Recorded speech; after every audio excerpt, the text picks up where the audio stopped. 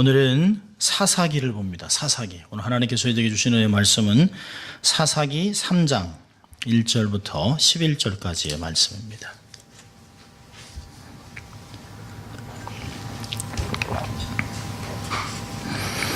오늘 하나님께서 저희들에게 주시는 은혜의 말씀은 사사기서 3장 1절부터 11절까지의 말씀입니다. 제가 성령으로 기록된 말씀을 봉독해 드립니다. 여러분의 삶에 은혜가 있기를 소원합니다. 여호와께서 가나안 전쟁을 알지 못한 이스라엘을 시험하려 하시며 이스라엘 자손의 세대 중에 아직 전쟁을 알지 못하는 자에게 그것을 가르쳐 알게 하려 하사 남겨두신 열국은 블레셋 5병백과 가나안 모든 사람과 시돈 사람과 바알 헤르몬 산에서부터 하맛 오구까지 레바논 산에 거하는 히위 사람이라. 남겨두신 이 열국으로 이스라엘을 시험하사 여호와께서 모세로 그들이 열조에게 명하신 명령들을 청정하나 알고자 하였더라. 이스라엘 자손은 마침내 가나안 사람과 헷 사람과 아모리 사람과 브리스 사람과 히위 사람과 여부스 사람 사이에 거하여 그들의 딸들을 취하여 아내를 삼으며 자기 딸들을 그들의 아들에게 주며 또 그들의 신들을 섬겼더라. 이스라엘 자손이 여호와 목전에 악을 행하여 자기들의 하나님 여호와를 잊어버리고 바알들과 아세라들을 섬긴지라. 여호와께서 이스라엘에게 진노하사 그들을 메소포타미아 왕 구산 리사다임의 손에 파셨으므로 이스라엘 자손이 구산 리사다임을 8년을 섬겼더니 이스라엘 자손이 여호와께 부르짖음에 여호와께서 그들을 위하여 한 구원자를 세워 구원하게 하시니 그는 곧 갈렙의 아들 그나스의 아들 온니엘이라. 여호와의 신이 그에게 임하셨으므로 그가 이스라엘 사사가 되어 나가서 싸울 때 여호와께서 메소포타미아 왕 구산 리사다임을 그 손에 붙이심에 온니엘의 손이 구산 리사다임을 이기니라. 그 땅이 태평한 지 40년에 그나스의 아들 온니엘이 죽었더라. 아멘. 금요일에 참석한 여러분 정말 환영합니다. 참 잘 오셨습니다. 야, 여기 어떻게 이렇게 3월 달에 막 90도가 넘는, 저는 미국에 37년 살면서 이런 적 처음입니다. 참 피곤한데도 여러분 이렇게 열심히 또 예배에 달려오신 여러분 정말 귀한 동역자들입니다. 믿음의 일꾼들입니다. 오늘도 하나님이 큰 은혜 주실 줄 믿습니다. 저희는 계속해서 성령이 임하면이라고 하는 주제를 가지고 타픽할 설교를 합니다. 성령이 임하면 우리의 삶에 나타나는 현상, 어떤 역사들이 나타나고 또 그러한 삶을 살기 위해서는 어떠한 인생이 되어야 되는가를 우리는 나누고 있습니다. 처음에는 사도행전 1장 8절을 가지고 능력을 받게 된다고 얘기했습니다. 사사기 6장을 말씀을 가지고 영광을 위해 쓰임받는다라고 하는 두 번째 말씀을 나눴고요. 세 번째는 성령이 임하면 하늘에서 불이 내린다. 열왕기상 18장 엘리야의 말씀을 가지고 우리가 나눴습니다.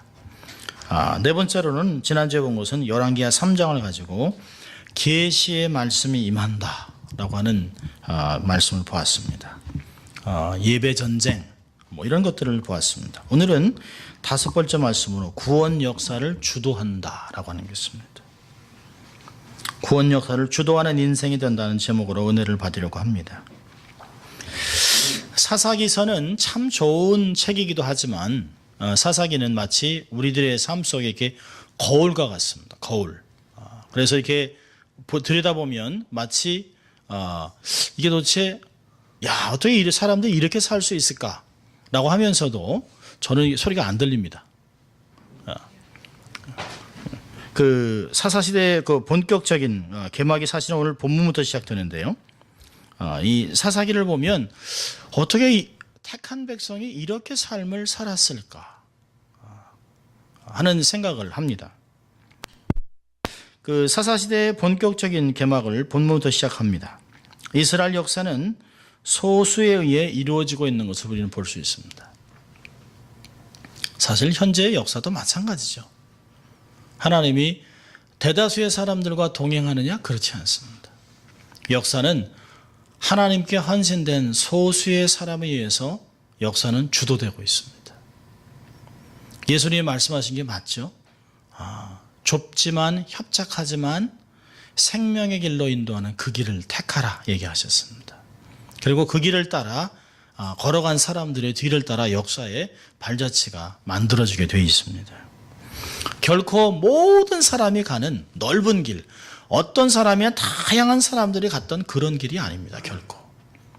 하나님의 역사를 주도하겠던 사람들의 삶은 한 발짝 한 발짝에 자기의 삶의 경건과 피와 헌신이 묻어있는 그런 발걸음이었습니다. 오늘 그 본문을 배경을 보면 1절부터 5절까지를 보면 하나님은 늘 우리의 삶을 달아보시는 하나님이세요. 우리의 내면을 달아보시고 믿음을 달아보시고, 그리고 하나님께서 우리의 삶에 세상에 훈련을 위한 도구들을 많이 두신 걸 볼 수 있습니다. 우리는 가끔 그거를 장애물이라고 여길 때가 있어요.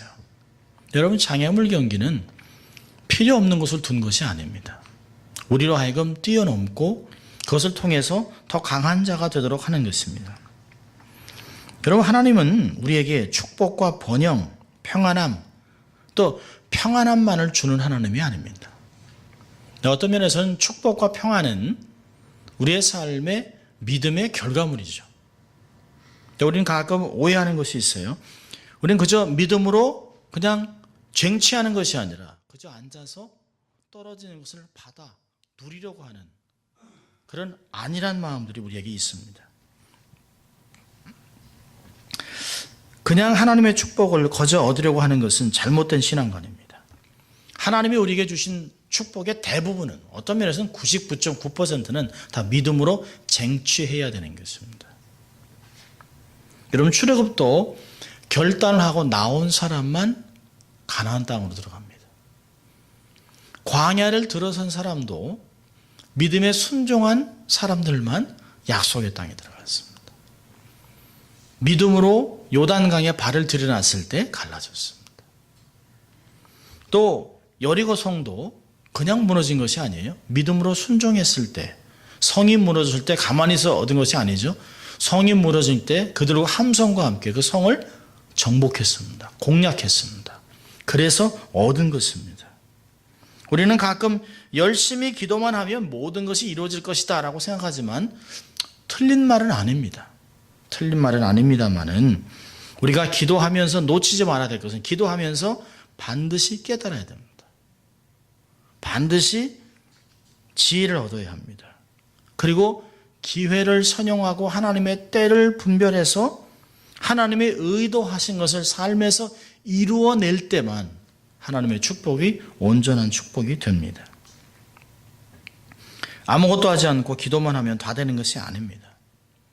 어떤 기도를 한 부분만 알고 있는, 오해하고 있는 그런 부분입니다. 성도들이 많이 오해하는 부분입니다. 여러분, 한국교회 같이 기도 많이 하는 교회가 세상에 있을까요? 새벽 기도, 철야 기도, 주중 기도, 3일 기도, 특별 기도, 특별 새벽 기도, 전 세계에 기도하면 한국교회입니다. 그런데 도덕은 빵점입니다. 전 세계에서 교회의 윤리에 가장 최저 점수를 받는 게 한국교회입니다. 목회자의 타락은 극을 달하고 있습니다. 왜 그럴까요? 잘못된 신앙이라는 거예요. 기도하면 기도하는 만큼 살아야 합니다. 기도하는 만큼 믿음의 전쟁을 치러야 합니다. 기도하는 만큼 말씀의 깊이를 소유해야 합니다. 그런데 많은 사람들이 잘못된 균형을 잃어버린 신앙생활을 통해서 잘못된 길을 가고 있습니다. 마치 절름발이가 전쟁터에 나오고 절름발이가 운동게임에 나와서 결국은 꼴찌하는 모습과 똑같습니다. 우리는 새롭게 깨달아야 합니다. 믿음은 행동이 요구됩니다. 그래서 야고보서는 행함이 없는 믿음은 죽은 믿음이라. 믿음이 있으면 증명해보라는 것이에요. 그렇게 신앙생활을 했으면 삶으로 증명해보라는 것이에요. 정말 내가 하나님의 사람이라면 그렇게 살아내라는 것이에요. 빛과 소금의 역할을 감당하라는 것이에요. 여러분, 하나님은 절대로 우리에게 너희는 세상의 빛과 소금이 되거라 라고 얘기하지 않았습니다. 너희는 세상의 빛과 소금이라. 이미 되었기 때문에 그렇게 살아야 합니다. 베드로 전서에서도 마지막 때를 살아가는 그 온 세상에 흩어진 교우들에게 베드로는 이야기합니다. 너희를 악하다고 이야기하는 사람들에게 선하게 행함으로 마지막 때 주님이 재림할 때 그들로 하여금 하나님께 영광을 돌리게 하라는 것이에요. 싸우고 그들하고 반박하고 토론을 하는 것이 아니라 삶으로 살아내라는 것이에요. 힘들고 어렵지만 고난을 당하지만 그것이 하나님이 우리에게 부르신 것이기 때문에 그렇게 살아가기로 작정하는 것이에요. 우린 결코 세상에서 잘 먹고 잘 살고 편안하게 살기 위해서 신앙생활을 하는 사람이 아닙니다. 정말 주의 뜻을 이루면서 고난의 길을 걷기로 작정을 했기 때문에 이렇게 걸어가는 것이에요. 그래서 이렇게 힘들고 피곤해도 예배를 나오는 것이에요. 하나님 우리를 늘 달아보시면서 세상에 훈련 도구를 두시면서 그걸 가지고 시험의 도구로 사용하세요. 그리고 그걸 통해서 우리에게 연단을 시키는 것을 볼 수 있습니다. 하나님은 광야를 지나면서 시내산에서 계약을 주셨습니다. 그리고 이 말씀을 정말 순응하느냐 안 하느냐 따르기 위해서 하나님께서 시험하고 있어요. 여러분 그 3장 1절을 보면 여호와께서 가나안 전쟁을 알지 못한 이스라엘을 시험하려 하시며 4절에도요 남겨두신 열국으로 이스라엘을 시험하사. 하나님이 우리에게 가끔 테스트하세요. 하나님께서 이스라엘 자손의 세대 중에 아직 전쟁을 알지 못하는 세대가 있기 때문에 이 세대는 어떤 세대일까요? 출애굽 세대가 아닙니다. 출애굽을 한 3세대를 얘기하고 있습니다. 왜요? 40년 동안 광야에서 1세대는 다 죽었습니다. 여러분 1세대가 죽을 때 누가 손해를 봤을까요? 그 다음 세대의 가능성은 다 땅에 묻혀버렸습니다. 여러분 1세대가 20살 30살 이상이라면 그 사람이 40년 동안 하면서 60, 70이 됐어요. 그 다음 세대는요 어린 나이에 한순간에 40이 된 것이에요. 한순간에 50이 된 것입니다. 인생의 가장 꽃과 같은 인생, 가능성이 사장돼 버렸습니다. 여러분 1세가 신앙생활을 잘못하면 2세대가 죽어버립니다. 그리고 그 세대가 다시 꽃을 피려면 3세대가 가게 되어 있습니다.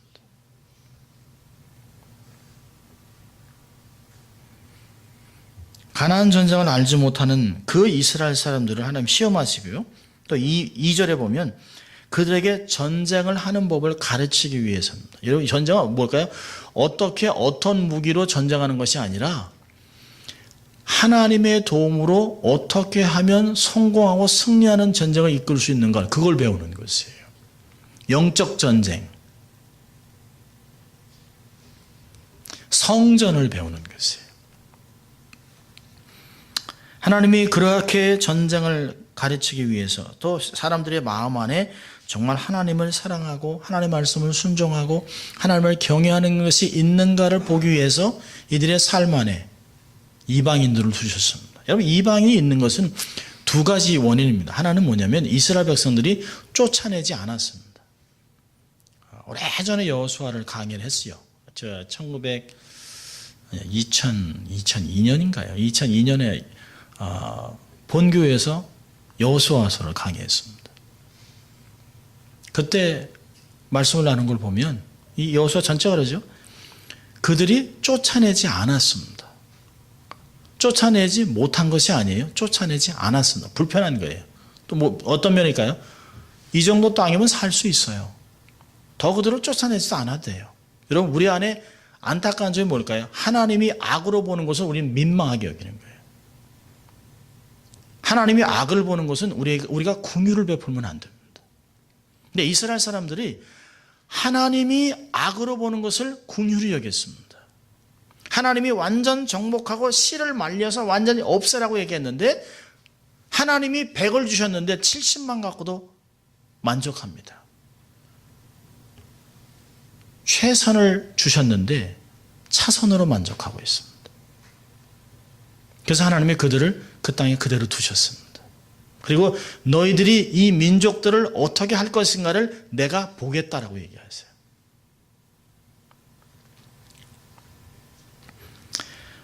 하나님께서 4절에 그들이 정말 명령을 청정하나 알고자 하셨더라. 그래, 너희들이 정말 이들을 내가 없애라고 했는데도 그대로 두고 같이 살면서 너희들이 신앙생활을 제대로 할 수 있는지 보자라고 하는 것이에요. 여러분, 우리가 가끔 그러잖아요. 그거 정리해야 됩니다. 중독은 끝내야 됩니다. 그런데 많은 사람들이 아니요, 이제는 할 수 있을 것 같아요. 내가 내 힘으로 정리할 수 있을 것 같습니다. 근데 상담자들이 얘기합니다. 절대 그렇게 못합니다. 근데 그들이 합니다. 그럼 어떻게 해요? 상담자는 한번 보죠. 그렇게 되나. 대개는 실패합니다. 하나님이 이들의 삶을 그대로 두셨습니다. 그래서 어떤 일이 벌어질까요? 5절에 보니까 이들 사이에 거하면서 6절에 드디어 그들과 함께 통혼을 합니다. 하나님이 극도로 말리고 있는 통혼을 합니다. 여러분, 여기서 얘기하는 국제결혼을 얘기하는 것이 아니에요. 우상 숭배를 하는 그런 민족과 결혼하지 말라는 것이에요.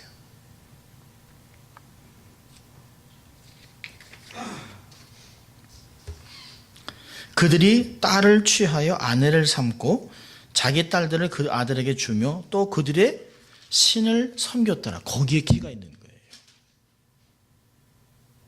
이 잡혼의 결과는, 통혼의 결과는 이 신앙이 혼합되는 것이에요. 그리고 우상숭배가 들어오는 것이에요. 여러분, 신명기 8장을 보면, 신명기 8장 2절 3절, 우리가 신명기 한번 볼까요? 신명기 8장을 보면, 신명기는 40년을 허송세월하고 1세대가 다 죽고 약속의 땅에 들어가기 몇 달 전입니다. 모세가 그들에게 피 맺힌 고백을 또 한 번 하고 있는 거예요. 여러분, 신명기서를 듣고 있는 세대는 2세대, 3세대입니다. 자기의 부모들이 다 죽은 상태에서 듣는 것이에요. 할아버지, 120세 할아버지가 너희의 세대들은 하나님의 말씀을 들어야 된다 라고 얘기하고 있습니다. 그리고 8장 1절 보면 신명기, 내가 오늘날 명하는 모든 명령을 너희는 지켜 행하라. 그러면 너희가 살고 번성하고 여호와께서 그 너희의 열조에게 맹세하신 땅에 들어가 그것을 얻으리라. 여러분, 8장 1절의 말씀은 그냥 얘기하는 게 아니에요.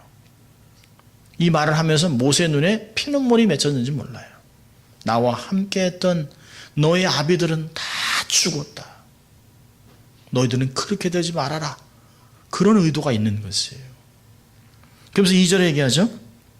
내 하나님 여호와께서 이 40년 동안에 너로 광야의 길을 걷게 하신 것을 기억하라. 이는 너를 낮추시며 너를 시험하사 내 마음이 어떠한지 그 명령을 지키는지 아니하는지 알려 하심이라.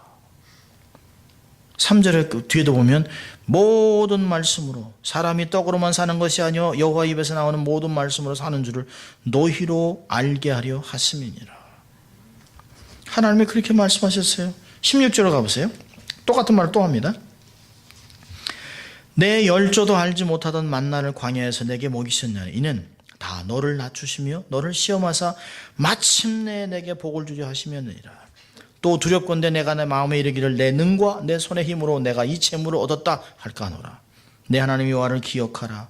그가 내게 재물 얻을 능을 주셨음이라. 이같이 하심은 내 열조에게 맹세하신 언약을 오늘과 같이 이루려 하심이니라. 여러분, 하나님께서 우리를 낮추시는 이유가 뭘까요? 낮추시는 이유는, 우리가 알고 고난을 주는 이유는 뭐예요? 우리를 테스트한 이유는 하나님이 하나님 되신가를 알고 지내나를 보고 싶은 것이에요. 여러분, 우리 낮추신 결과는 뭘까요? 16절에 보니까 시험한 후에 마침내 너희들이 테스트에 합격하면 복을 주기 위해서. 여러분, 믿음의 테스트는 성장을 위해 있는 것이에요. 믿음의 테스트는 영적인 진급을 위해서 있는 것이에요. 그렇기 때문에 테스트는 우리가 원망하면 안 돼요. 내가 이 테스트를 잘 지나고 나면 하나님이 나로 하여금 업그레이드하고 영적으로 성장하게 하고 어떤 더 큰 사역을 맡기려 한다는 것입니다. 여러분, 하나님께서 마태복음 25장에 착하고 충성된 종에게 그들을 인정하고 축복할 때 한 이야기가 뭡니까? 내가 작은 일에 충성하였으므로 내가 큰 일을 내게 맡기리라. 여러분, 우리가 사역을 충성되게 맡고 사역을 감당한 후에 쉬는 게 아닙니다. 우리로 하여금 영적인 근육을 만들게 하고 더 그릇을 크게 만들어서 더 큰 사역을 넉넉하게 감당할 수 있는 사람으로 만들어내는 것이에요. 세상은 어떤 일을 하면 쉬게 하잖아요. 아니요. 우리의 쉼은 세상의 쉼이 아닙니다. 빌립보서 2장 12절에서도 항상 복종하고 두렵고 떨림으로 너희 구원을 이루라. 우리가 구원받았으니까 이제 마음대로 살아도 되지? 아닙니다. 우리가 구원을 받은 자기 때문에 더 두렵고 떨림으로 살아야 합니다. 내가 하나님을 알기 때문에, 하늘나라의 일원이기 때문에, 하나님의 자녀이기 때문에 더 조심스럽게 삶을 살아야 합니다. 고린도서 13장 5절에서는 너희가 믿음에 있는가 너희 자신을 시험하고 너희 자신을 확증하라. 매 순간 우리의 믿음을 점검해야 합니다. 내가 하나님 앞에 어떤 삶을 살아가고 있는가를 봐야 합니다. 하나님의 테스트에 합격해야 됩니다. 늘 자신을 돌아보고 믿음을 키우고 말씀의 깊이를 더해야 됩니다. 저절로 교회 다니면 신앙이 자라겠지? 아닙니다. 세상에 저절로 신앙은 없습니다. 저절로는 도태를 가져오는 것이에요. 신앙은 전진하든지 도태합니다. 신앙은 절대 그 자리에 있지 않습니다. 왜? 사단이 그렇게 두질 않습니다. 사단은 계속해서 실족시키고 믿는 자도 넘어뜨리려고 하는 상황이기 때문에 옛날의 신앙으로, 왕년의 믿음으로, 옛날의 경험으로 살아갈 수 없습니다. 목회가 20년, 30년 전의 선배들보다 훨씬 어렵습니다. 제가 신학교에서 강의를 하면서 젊은 목회자들에게 그렇게 얘기합니다. 여러분들은 우리가 목회하는 것보다는 50배는 더 힘들 겁니다. 앞으로 점점 더 할 것입니다. 저절로 되는 신앙은 없어요. 절대 그렇지 않습니다. 하나님은 우리를 늘 테스트해 보세요. 우리의 마음을 달아보십니다. 정말 믿음이 충만한가, 믿음대로 삶을 살아가는가를 불꽃 같은 눈으로 들여다보고 있습니다. 자, 오늘 본문 3장 6절로 다시 돌아가면 이스라엘이 그 하나님 앞에 실족합니다. 가나안족 선루가 통혼을 합니다. 여러분, 이들이 몰랐을까요? 알았습니다. 하나님이 그들에게 절대로 가나안에 있는 족속들에게 너희들의 딸을 주지 말고 그들의 딸을 데려오지 말라고 얘기했습니다. 그런데 이들은 알고 있음에도 불구하고 그들이 좋은 것을 선택했습니다. 여러분, 사사기의 그 주제 성구는 사사기 21장으로 가보세요. 사사기 21장으로 가면 사실은 그 17장부터 계속해서 반복해서 4번 나옵니다만은 사사기서를 마지막으로 총 정리를 하면서 21장 25절 맨 마지막에 사사기의 주제가 이렇게 나와 있습니다. 같이 읽습니다. 사사기 21장 25절. 그때에 이스라엘에 왕이 없으므로 사람이 각각 그 소견에 옳은 대로 행하였더라. 그럼 소견이 뭘까요? 보기 좋은 대로, 자기 생각대로, 자기 느낌대로, 오감을 만족시키는 대로 마음대로 살아가는 것이에요. 여러분, 이스라엘에 정말 왕이 없을까요? 이스라엘의 왕은 하나님입니다. 근데 그 왕을 거부하는 것이죠. 진정한 왕 대신 하나님을 무시하고 각자 원하는 대로 행하고 있습니다. 여러분, 우리와 무엇이 다릅니까? 사사기를 보면서 어떻게 이렇게 살 수 있을까라고 하지만 성경의 모든 것은 우리에게 거울로 주셨다고 얘기합니다. 반면 레슨이 있어요. 들여다보면 마치 내 내면에 아직도 드러나지 않은, 아직도 걸리지 않는, 잡히지 않는, 드러나지 않는 내 속마음을 이렇게 비춰주고 있습니다. 하나님이 불꽃 같은 눈으로 우리를 보고 계시는데요. 더 나아가서는 성령님이 내 심령에서 내주하고 계십니다. 내 몸을 성령에 거하는 하나님의 전이라고 얘기했습니다. 움직이는 성전이 됐습니다. 움직이는 성전이 됐는데도 버젓이 죄를 짓고 있습니다. 사사기서를 어느 교수님이 그렇게 했습니다. 이렇게 표현을 했어요. 남편이 곁에 있는데 외간 남자를 생각하고 음행을 하고 있는, 안방에서 행음하고 있는 이스라엘. 전 너무 맞는다고 생각합니다. 약속의 땅에서 우상 숭배가 웬 말입니까? 그런데 우리도 그렇게 하고 있습니다.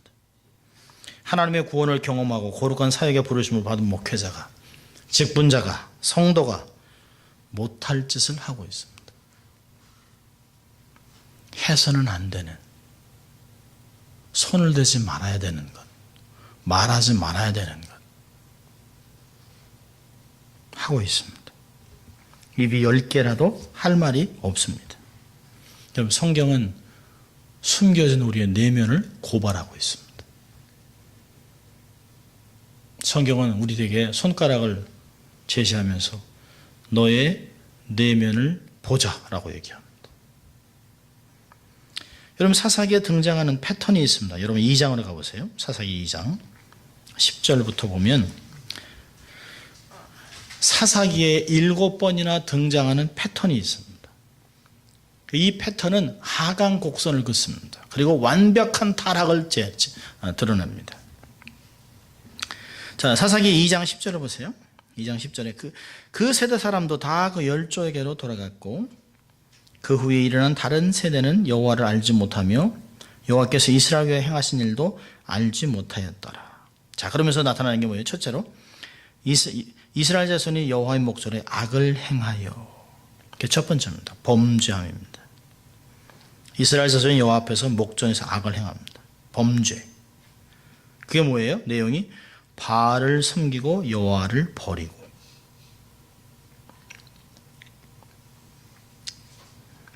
두 번째는요, 보면 12절부터 우리 한번 16절까지 한번 같이 읽죠. 시작. 애굽 땅에서 그들을 인도하여 내신 그 열조의 하나님 여호와를 버리고 다른 신 곧 그 사방에 있는 백성의 신들을 쫓아 그들에게 절하여 여호와를 진노하게 하셨으되 곧 그들이 여호와를 버리고 바알과 아르사노를 섬겼으므로 여호와께서 이스라엘에게 진노하사 노력하는 자의 손에 붙여 그들로 노력을 당케 하시며 또 사방 모든 대적의 손에 파심해 그들이 다시는 대적을 당치 못하였으며 그들이 어딜 가든지 여호와의 손이 그들에게 재앙을 내리심에 곧 여호와께서 말씀하신 것과 같고 여호와께서 그들에게 맹세하신 것과 같아서 그들의 괴로움이 심하였더라.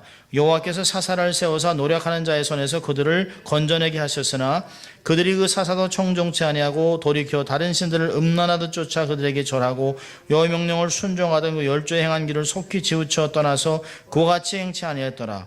여호와께서 그들을 위하여 사사를 세우실 때는 그 사사와 함께 하였고 그 사사에 사는 날 동안에는 여호와께서 그들을 대적의 손에서 구원하셨으니 이는 그들이 대적에게서 압박과 괴롭게 함을 받아 슬피 부르짖음으로 여호와께서 뜻을 돌이켰으며 그늘. 사사가 죽으면 또 그렇습니다.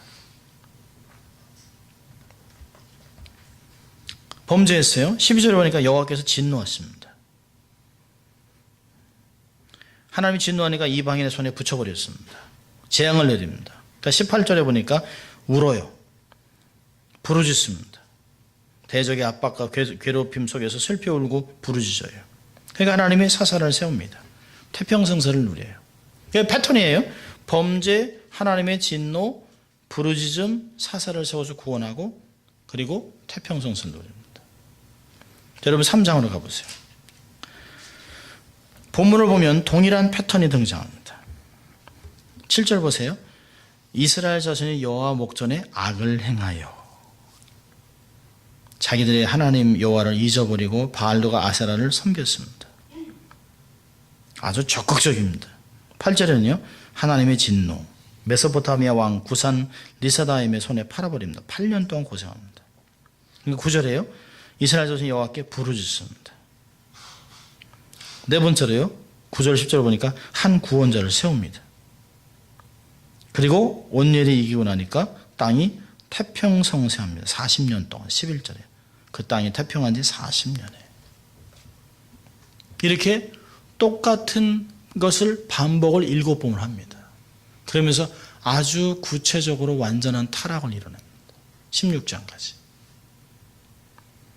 사사기는 17장부터 21장까지는 이스라엘 사람이 지금도 말하면 수치를 느끼고 있습니다. 이스라엘 사람들이 부끄러워서 얼굴을 못 들어요. 자기들끼리 사람을 죽여서 토막살인이 사사기에 나옵니다. 토막살인이. 현대일이 아니에요. 하나님의 언약 백성의 나라, 언약의 땅, 약속의 땅에서 토막살인이 일어납니다. 토막살인. 여러분, 하나님이 징계하는 목적이 뭘까요? 하나님의 징계의 목적은 회개입니다. 징계의 목적은 회복입니다. 하나님이 이 회복을 통해서 부르심을 감당하도록 타인을 위해서 축복의 통로가 되기 위해서 또 레위기에서 말씀하신 대로 온 열방을 위해서 기도하는 제사장 나라로 살아가도록 하나님이 하시는 것이에요. 여러분 기억하세요. 불신자들에게는 징계가 없습니다. 그들은 죽고 나면 지옥에서 영원히 고난을 당할 것이기 때문에 지금 그들이 악을 저질러도 하나님이 내버려 두세요. 관여치 않습니다. 여러분, 하나님이 우리를 징계하는 것은 하나님이 우리를 사랑하기 때문에 그렇습니다. 우리의 삶에 하나님이 관심이 없다는 것은 개입을 안 하신다는 것은 징계가 없다는 것은 축복이 아니에요. 천만의 말씀입니다. 어떤 분이 가끔 그래요. 목사님, 저는 기도도 잘 못하는데 기도도 별로 안 하는데 제 삶에 이렇게 축복이 있고 고난이 없습니다. 그럼 제가 웃으면서 그래요. 둘 중에 하나죠. 예수 믿으세요? 네. 그럼 둘 중에 하나입니다. 하나는 남의 기도 먹고 살든지, 하나는 하나님이 별로 관심을 안 두든지. 왜냐면 일 시키면 자꾸 저지르니까, 일을 퉁퉁 저지르니까. 사과를 깎으라 그러면 자기 손 비고 막 이러니까 아예 다 해줘요, 하나님이. 넌 하지 말아라. 그냥. 아예 하나님 저 전쟁을, 아니, 너 전쟁 가지 마. 그냥 앉아있어. 괜찮아, 너 안 가도 돼. 너무 어린애기 때문에 하나님이. 어린애들은 나무라면 신앙생활 안 합니다. 그래서 오냐오냐 해줍니다.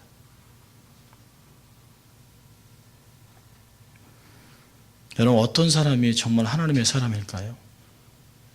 세상 사람들은 하찮게 여기는데도 그것 때문에 가슴 졸여하는 거예요. 그리고 조금만 잘못해도 하나님이 마음에 가책을 줍니다. 야, 하나님의 사람이 이렇게 살면 어떡하니? 자꾸 삶 안에 하나님을 향한 거룩을 위해서 수고하고 애쓰는 모습들이 생깁니다.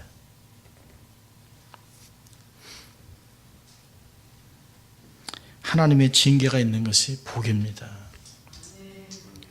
신앙생활은 쉽지 않습니다. 누가 신앙생활이 쉽다고 얘기합니까? 쉽지 않아요. 저희 어머니도 첫째 아들하고 둘째 아들 목회한다 그럴 때 우셨습니다. 그 십자가 길을 뭐하러 또 형이 갔으면 됐지. 쉽지 않습니다. 자, 그렇다면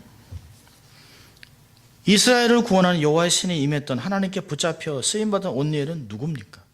여러분 9절을 보면 그런 말이 있어요. 하나님께서 그들을 위해 한 구원자를 세워 구원하게 하시니 그는 곧 갈렙의 아우 그나스의 아들 온니엘이라. 여호와의 신이 그에게 임했다 얘기하고 있습니다. 여호와의 신이 임하니까 어떤 일이 나타나요? 그가 이스라엘 사사가 되어 나가서 싸울 때에 여호와께서 메소포타미아 왕 구산 리사다임을 그 손에 붙이심에 온니엘의 손이 구산 리사다임을 이기니라. 여러분 8절과 완전히 10절은 반대 말이죠. 하나님이 범죄했을 때 이스라엘을 아람 왕에게 팔았어요.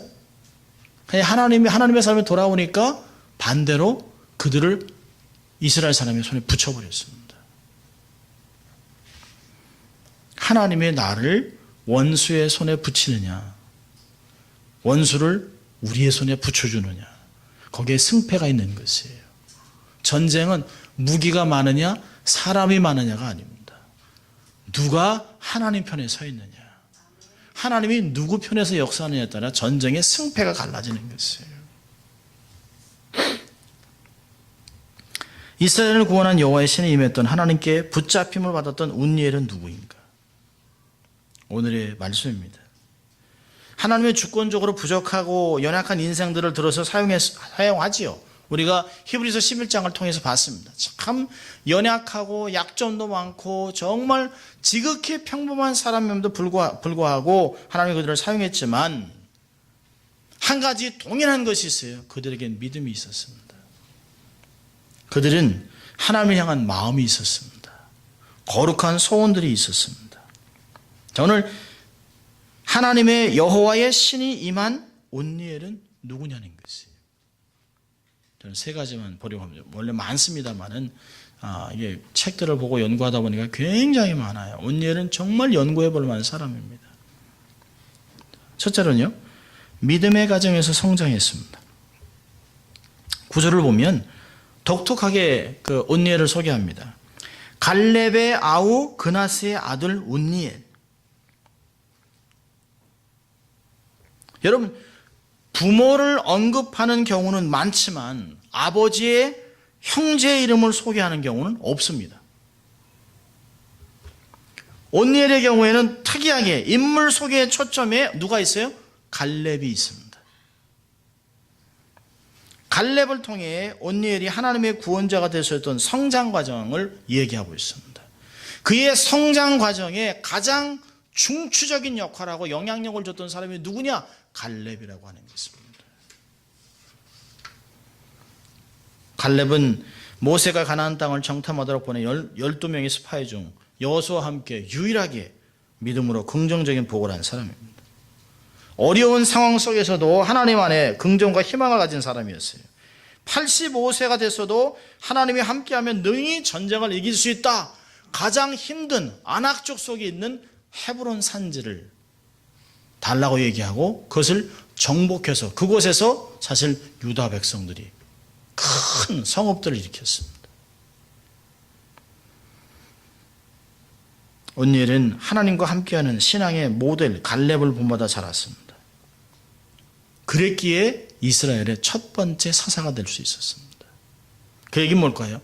그에게는 영적인 멘토가 있었습니다. 여러분, 내가 큰 인물이 되는 거 중요합니다. 그보다 더 중요한 것은 내 밑에 온니엘을 키워야 합니다. 한국교회를 보면 1세대는 대단한 사람들입니다. 그리고 그 다음 세대가 없습니다. 한국교회의 가장 큰 아픔은 차세대 리더가 없다는 것이에요. 멘토링 얘기를 하지만 멘토링을 해주고 남은 사람이 별로 없습니다. 손으로 꼽습니다. 교회는 기업이 됐습니다. 그리고 세습합니다. M&A를 하죠. 그냥 막 합병을 합니다.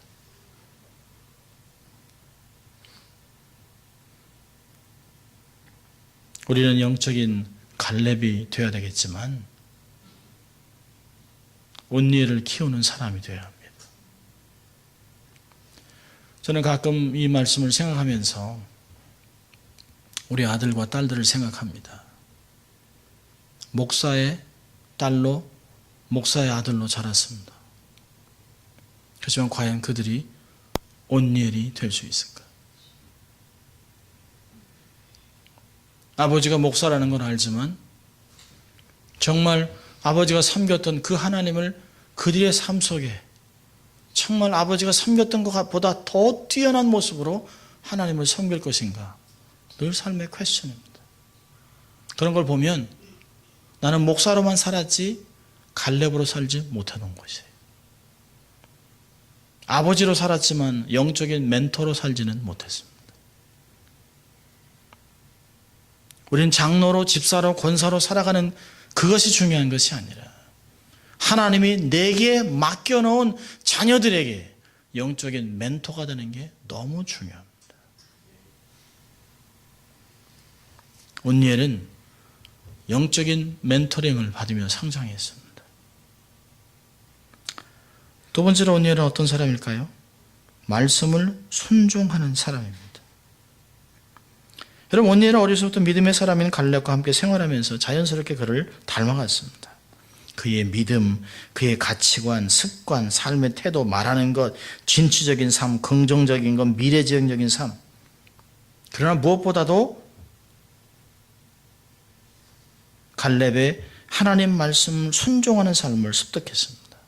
여러분, 성경이 갈렙을 뭐라고 표현하냐면 신명기 1장 36절에 보면 오직 여분네의 아들 갈렙은 온전히 여호와를 순종하였은즉 wholeheartedly 마음이 하나도 갈라지지 않았다는 것이에요. 마음 100% 0.000일이라도 흐르는 게 없어요. 100% 완벽한 마음으로 하나님을 순종했다는 것이에요. 갈렙을 칭하는 다양한 명칭 중에 순종의 사람, 가장 특징적인 것입니다. 여러분, 성경에서 보면 하나님께서 쓰인 사람의 공통점은 다 순종에 있었습니다. 정말 순종하기 어려운 상황에서도 하나님의 말씀이 이루어지기를 원합니다.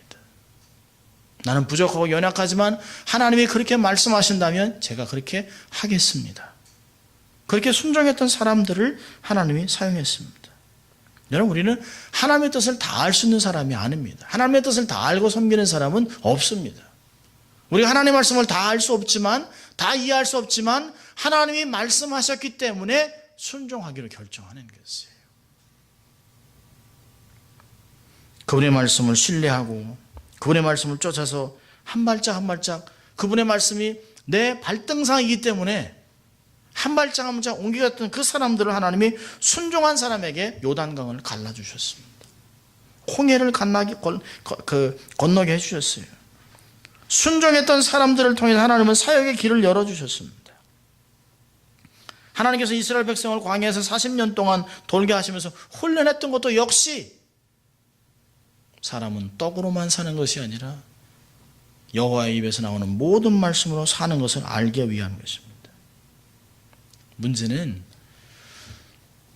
사람의 마음에는 교만이라는 게 있습니다. 우리 안에 이 정도면 됐다라고 하는 마음들이 있습니다. 그리고 나는 할 수 있다라고 하는 자만감이 있습니다. 그리고 어떤 마음이 있을까요? 내 인생이 내 거지.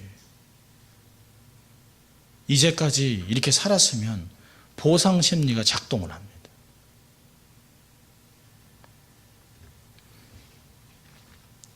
자신의 경험, 지식, 기준 가지고 인생을 살아보려고 합니다. 그리고 얘기합니다. 그냥 내버려둬. 내 인생이 내가 살게 내버려둬. 여러분, 뻔하게 죽어가는 사람을 보고 내버려둘 사람은 아무도 없습니다.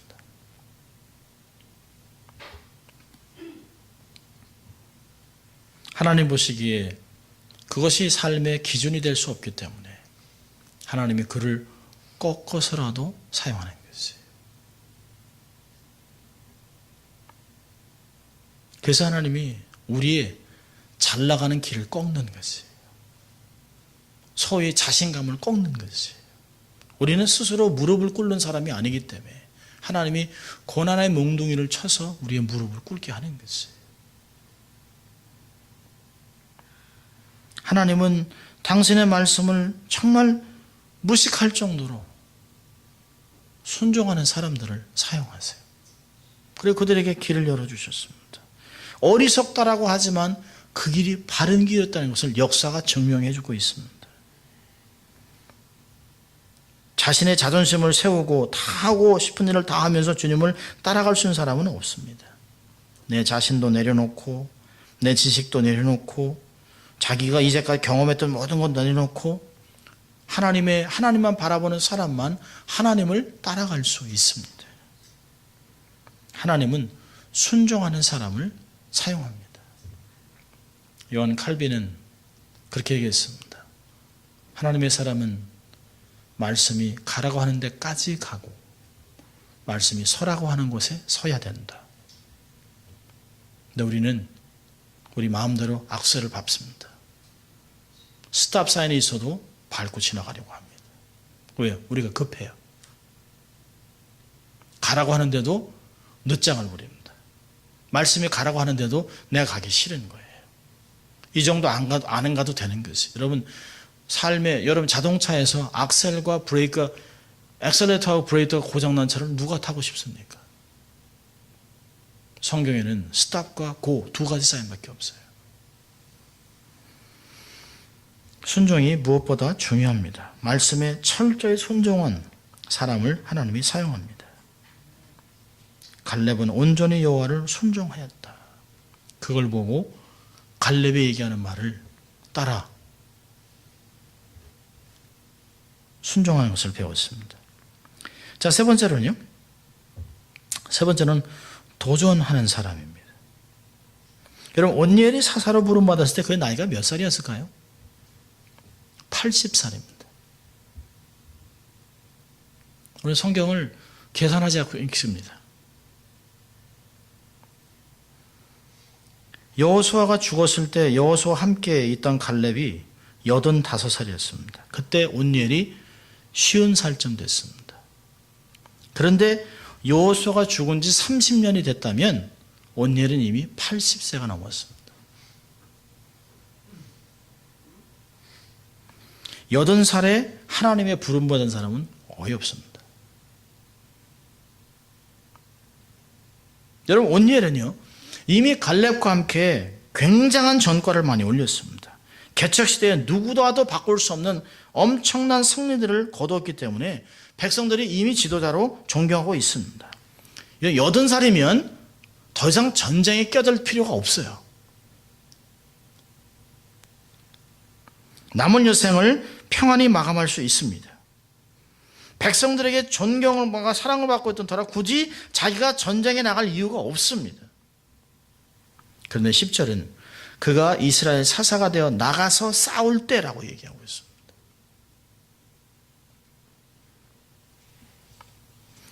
여러분 그는 전쟁에 나가지 않고도 명령만 해도 되는 사람이에요.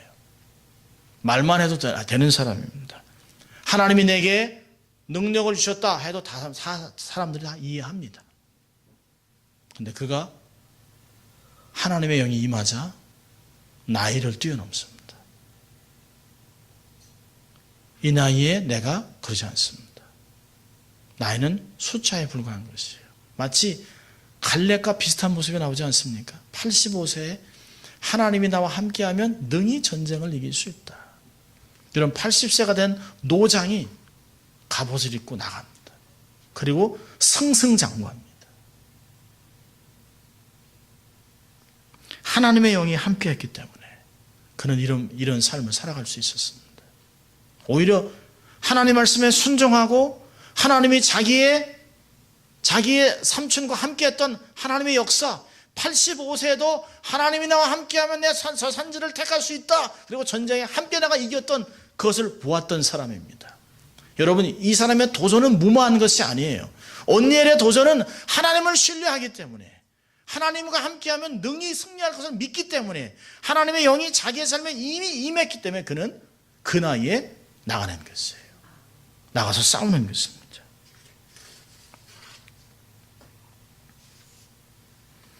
여러분 이 전쟁은 한 번도 8년 동안 이겨본 적이 없는 전쟁입니다.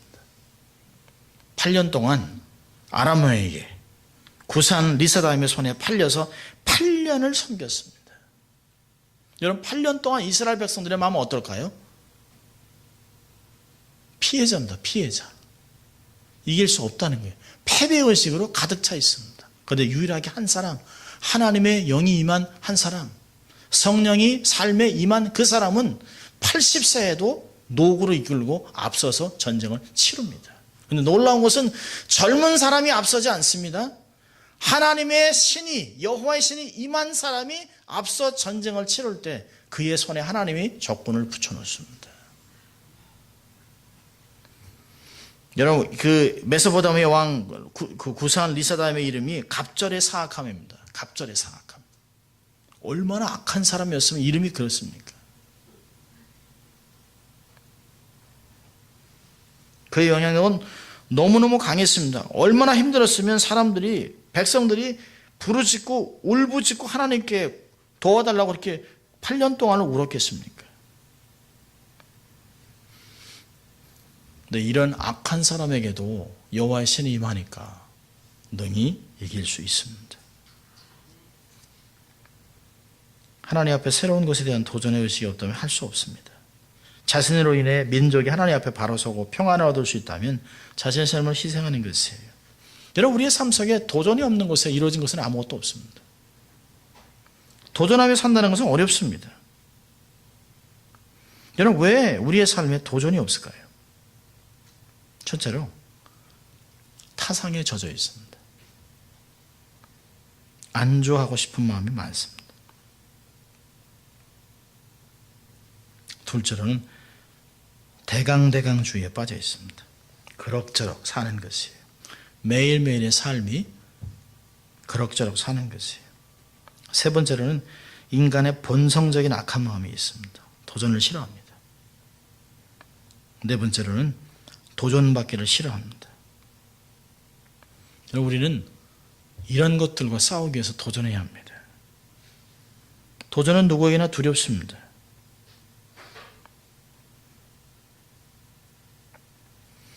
여러분 한국에서 개척하려면 3억 5천만 원이 듭니다. 교회를 개척하려면.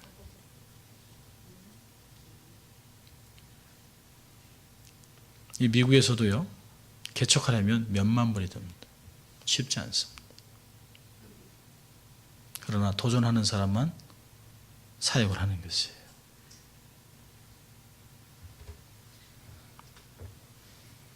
저는 여러분들에게 도전하고 싶습니다. 도전하십시오.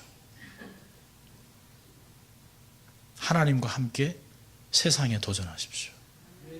내 믿음에 안주하고 편안하게 쉬고 군중 속에 숨어 살고 싶은 편안함을 추구하고 싶은 그런 마음을 쌓아나가십시오. 하나님의 부르심 앞에 순종하며 나갈 때 도전하며 나갈 때 놀라운 일이 일어납니다. 여러분 하나님의 신이 임하면 능력, 계시의 말씀, 원수를 정복하는 놀라운 일이 일어납니다. 지극히 평범한 인생, 아니 한없이 부족해 보이는 인생이 비범한 인생으로 변화돼서 구원의 역사의 무대 중앙에 서게 됩니다. 성령을 사모하며 사십시오. 성령이 충만하게 임하는 인생이 되십시오. 믿음의 그릇을 준비하십시오. 성령이 충만하게 역사할 수 있는 인생이 돼서 쓰임받는 삶을 살아야 합니다. 내가 지금 소유하고 있는 자원에 만족하는 것이 아니라 무한한 자원에 하나님께 초점을 돌리고 그분에게 초점을 맞추고 고정시키고 살아가야 됩니다. 자, 몇 가지만 적용하고 마치려고 합니다. 첫째로, 이렇게 정말 하나님의 영이 임하는 온열 같은 인생을 살아가려고 한다면 첫째로는 세상에서 세상과 다르게 사십시오.